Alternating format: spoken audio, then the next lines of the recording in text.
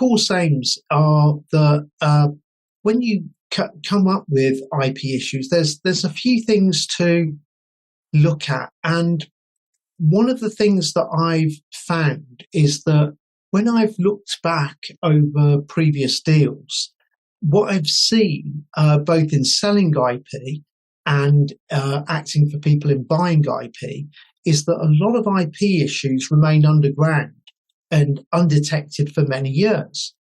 So lawyers can merrily go along drafting agreements with IP and often employment agreements or joint venture agreements or software licenses which can contain IP or IT outsourcing agreements or SaaS agreements. And there's always some IP clauses in there. And these IP clauses might just sit in agreements, sit on the shelf, never be revisited, until there comes a point when there's a trigger event, as I like to call it.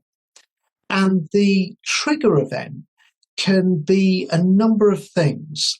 The trigger event can be, for example, if you've got a startup, the trigger event can be an investor coming into the startup and saying they're prepared to invest a lot of money into the startup, but they just need to check that the IP is all in order. And then it turns out that the documentation isn't in the right shape.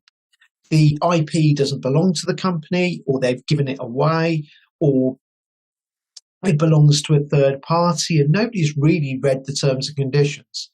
And so all of a sudden, what that can do is it can either put an investor off because they've looked at these documents and said the IP just isn't in order, and therefore the investor doesn't invest. Alternatively, the investor says they're prepared to invest, but either they want to invest less or they want to invest the same, but they want a bigger share of the company.